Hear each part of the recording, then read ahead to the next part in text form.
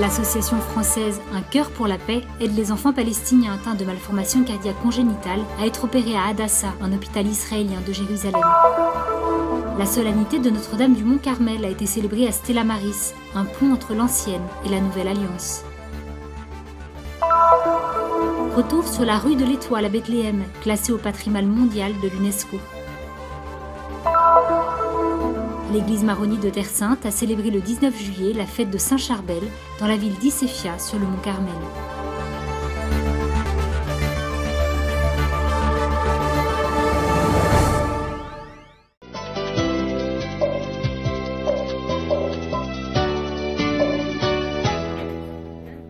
Hayat a 5 mois. Elle a été opérée la semaine dernière. Ses parents ont vu plusieurs médecins avant de consulter le docteur Ibrahim Abou Zahir à Hébron. Son diagnostic est clair.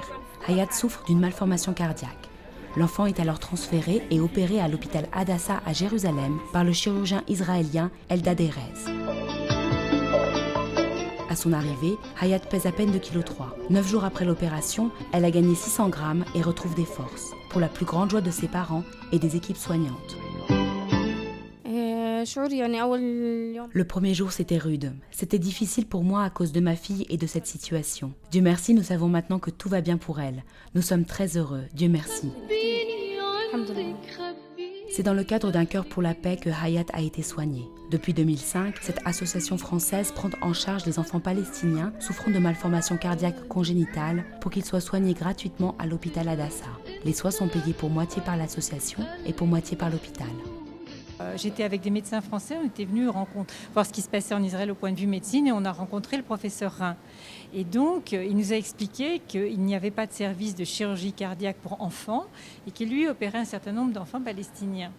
Il n'y en avait pas en Cisjordanie ni à Gaza, donc de service de chirurgie cardiaque. Et donc, je lui ai dit, bon, comment on peut t'aider ?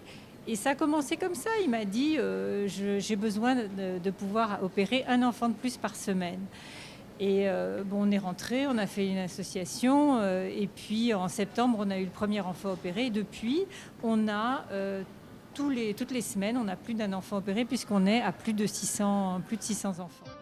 Les enfants sont toujours accompagnés par leurs parents. Une fois le diagnostic établi dans les centres d'Hébron ou de Ramallah, médecins palestiniens et israéliens discutent ensemble du transfert de l'enfant vers Hadassah où il sera opéré. Pour ces familles, se rendre dans un hôpital en Israël n'avait au départ rien d'évident. Alors ça a beaucoup changé parce qu'il y a 10 ans, il y a des mamans pour qui c'était la première fois qu'elles venaient en Israël. Elles avaient entendu des choses horribles sur Israël et elles étaient déjà, un enfant malade c'est inquiétant, un enfant malade du cœur c'est encore plus inquiétant et dans un hôpital soi-disant d'ennemis entre guillemets c'est encore plus inquiétant.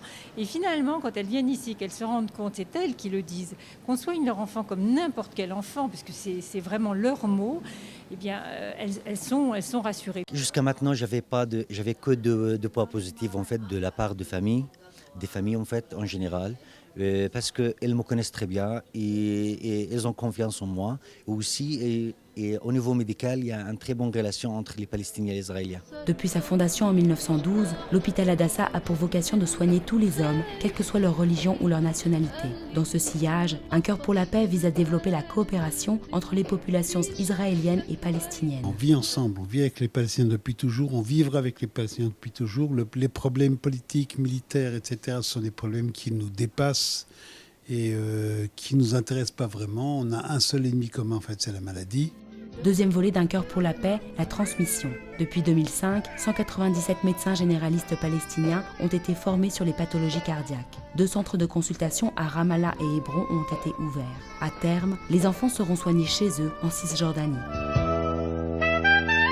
Hayat et ses parents quitteront l'hôpital d'ici quelques jours, une fois son état stabilisé. Elle est le 609e enfant opéré grâce à Un cœur pour la paix. D'ailleurs, Hayat veut dire la vie en arabe. Beaucoup de belles histoires, beaucoup de bonheur dans les yeux de famille. Et c'est ça que nous rend heureux aussi, quoi. On a vu le sourire de ce papa, le sourire de cette maman, ils sont heureux. Ils repartent avec un enfant en bonne santé, ils savent qu'on va le suivre, ils savent qu'elle est sortie d'affaires. Et il n'y a pas mieux. Et c'est comme ça qu'on crée de la confiance. Et c'est ce dont on a besoin dans ce coin du monde.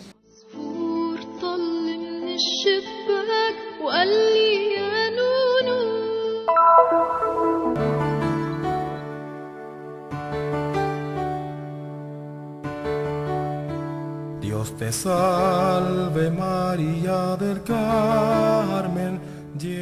Le sanctuaire de Stella Maris est un pont entre l'ancienne et la nouvelle alliance. L'héritage spirituel du prophète Élie s'est concrétisé au XIIe siècle lorsque saint Albert, patriarche de Jérusalem, remit à un groupe d'hommes une nouvelle règle basée sur une vie de contemplation et de solitude. En 1562, sous la direction de sainte Thérèse de Jésus, l'ordre des Carmes des Chaux a été réformé, les premiers couvents ont été fondés, et la règle ramenée à une vie centrée sur Dieu, dans la simplicité, la pauvreté et le silence, d'après les coutumes des premiers ermites du mont Carmel à Haïfa.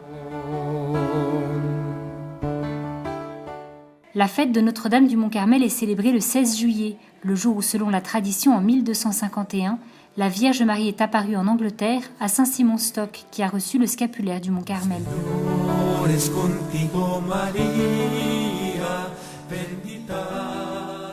La célébration de l'Eucharistie a lieu chaque année dans l'église du sanctuaire de Stella Maris à Haïfa. En cette occasion étaient présents son Excellence Monseigneur Marcuzzo et son Excellence Monseigneur Moussa El Haj, ainsi que le Père François-Marie Samier, curé de Cana en Galilée, ainsi que quelques fidèles locaux et des pèlerins du monde entier. Nous sommes venus ici aujourd'hui au sommet de cette montagne pour honorer la Vierge Marie, Notre-Dame du Mont-Carmel. Cette fête est considérée comme une tradition tout aussi sociale que religieuse et spirituelle.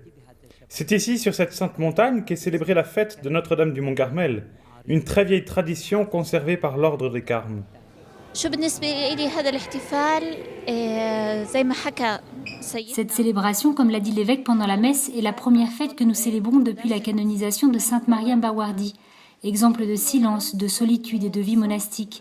Et comme nous l'a dit le curé dans l'homélie, nous devons élever au ciel nos cœurs et nos esprits pour en apprendre davantage sur la vie dans le silence et la solitude.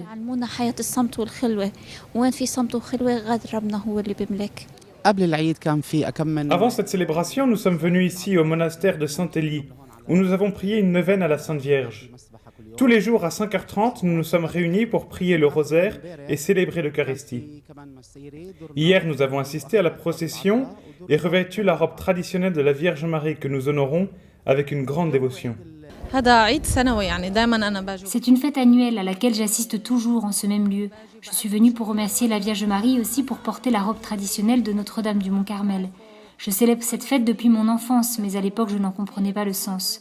Je remercie la Vierge Marie pour tout. À l'issue de la messe, les fidèles présents ont pu partager leurs expériences lors d'une rencontre qui s'est tenue dans le couvent.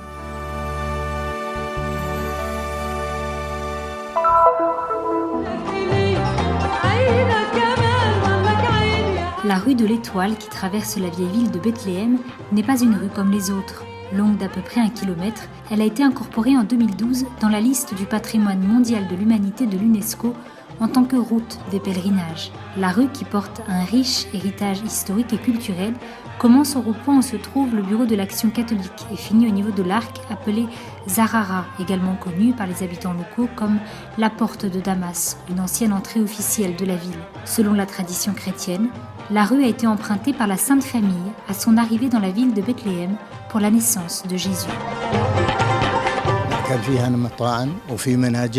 وفي مصنع البندك وفي مصنع المعايا وفي مصانع خشب الزيتون موجودة في البلد. Il y avait là des restaurants, un charpentier, un laboratoire de la famille Bandak et un autre de la famille Maya, ainsi que des ateliers de bois d'olivier. Il y avait tout dans cette rue. Pendant le projet Bethléem 2000, la route a été fermée pendant une longue période. Les gens devaient faire un détour pour éviter la rue. La chambre de commerce et des communes ont essayé de faire revivre la rue autant que possible. Et en quelques jours, elle a repris vie. Et puis tout est redevenu comme avant. Il y a ici plus de 120 magasins, dont la plupart sont fermés, alors que, dans le passé, ils étaient tous ouverts. Une avenue qui, au fil du temps, a été baptisée de différents surnoms. La route des patriarches, car passe ici chaque année la traditionnelle procession de la vigile de Noël, ou la route du Tarajmer, de l'arabe traducteur, parce que de nombreux habitants de la ville sont guides pour pèlerins de profession. La route présente une architecture plutôt traditionnelle, avec des éléments décoratifs et des inscriptions d'inspiration religieuse. C'est la plus ancienne rue de la ville. Le pape et les patriarches passaient par là pour les célébrations religieuses. Passaient également les processions de mariage, etc. Aujourd'hui, c'est devenu comme la rue d'une ville fantôme. Je vis dans cette rue depuis 1951, depuis mon mariage. À l'époque, nous étions très nombreux à vivre là. Il y avait des charpentiers, des forgerons, ainsi que de nombreux cafés. Cette rue était le centre de la ville car c'était la rue principale menant à l'église de la Nativité.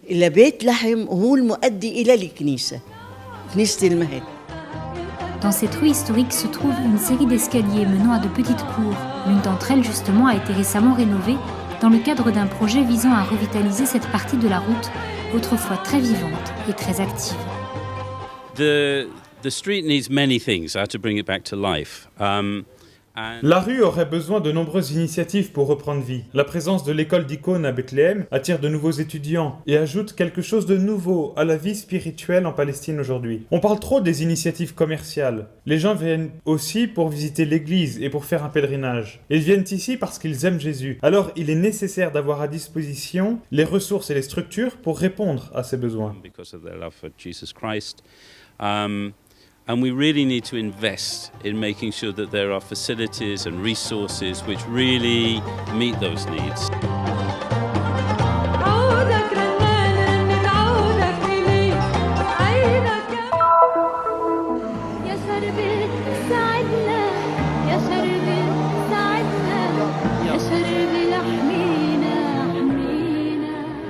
L'église maronite est en fête pour la Saint-Charbel. Des centaines de fidèles de toutes les paroisses de Terre Sainte se sont réunis en effet sur le mont Carmel, dans la paroisse d'Issefia, la seule paroisse du pays portant le nom du saint.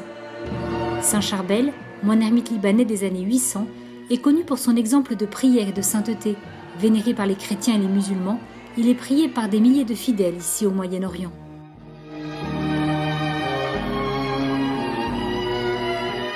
Une multitude de fidèles ont assisté à la célébration eucharistique présidée par Monseigneur Moussa El Haj, archevêque d'Araïfa et de Terre Sainte pour la communauté maronite, ainsi que de nombreux prêtres et diacres. Dans son homélie, l'archevêque a souligné l'importance de la figure spirituelle de Saint Charbel. تمكن الأب شربل من المساهمة في هذا التحول البطيء من عدم الكمال إلى الكمال الذي كانت الطبيعة البشرية تحمل جذوره. لقد استطاع Saint Charbel est un exemple de ce lent renversement de la non-perfection à la perfection. Il a su se mettre à l'écart de l'histoire du monde dans une période historique difficile, sans qu'aucun événement ne puisse affecter sa vie. Tout ce qui a été dit de lui, tous les miracles qu'il a fait pendant sa vie et après sa mort, sont les miracles de Dieu à travers sa personne et sont l'expression d'une vérité profonde, ainsi que de son union profonde avec Dieu, qui se manifeste dans le silence de sa vie et dans les paroles qu'il a laissées après sa mort.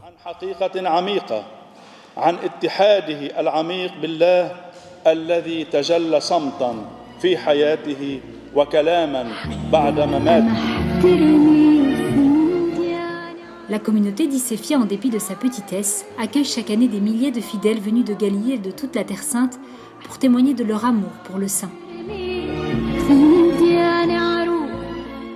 رعية مار شربل تأسست من زمان ولكن الكنيسة أساسها. L'église date de 1971. À l'époque, c'était une nouvelle construction, mais la paroisse existait depuis des siècles. Elle a été voulue par le regretté Monseigneur Youssef Khouri, et elle a été consacrée en 1987 à la fin des travaux. À partir de ce moment-là, la lumière de Saint Charbel a commencé à briller sur la Galilée et sur toute la Terre Sainte du nord au sud. Saint Charbel était très aimé pour ses œuvres et ses prières. Même si les paroissiens sont peu nombreux, 160 au total, de nombreux fidèles aiment à venir visiter cette église pour demander l'intercession de Saint Charbel et la gloire de Dieu.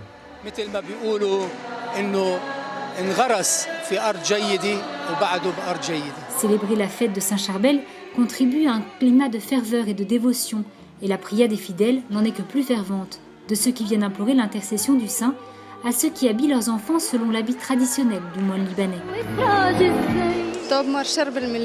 L'habit de Saint Charbel vient du Liban, on me l'a confectionné et on me l'a envoyé. Ma mère est libanaise et m'a cousu cet habit chez mon grand-père. C'est ainsi que nous avons décidé d'habiller les enfants avec l'habit du saint. En ce jour si important, tous accourent des quatre coins du pays pour demander une grâce et un miracle par l'intercession de ce grand saint.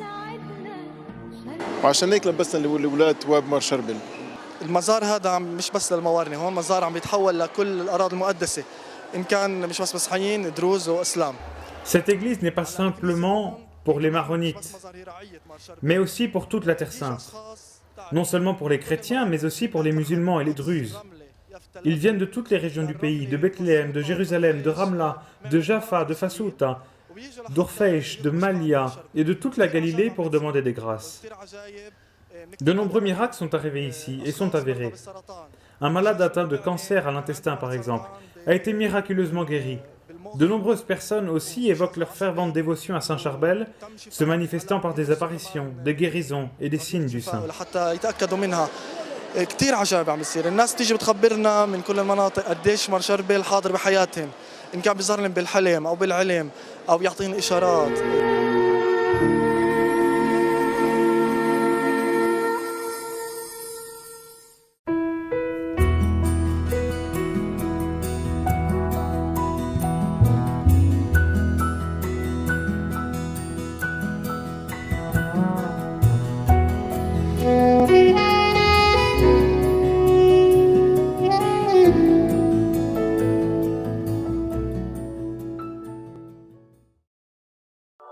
Nous sommes ici pour faire connaître la Terre Sainte, pour donner une voix et une visibilité à l'Église mère de Jérusalem, aux chrétiens locaux et aux lieux saints. Nous sommes ici pour raconter les histoires nombreuses et souvent oubliées de ceux qui vivent au cœur des difficultés avec foi et courage. Nous sommes ici pour porter au monde entier l'espérance de la terre de Dieu. Soutiens ceux qui œuvrent au nom de la custodie de Terre Sainte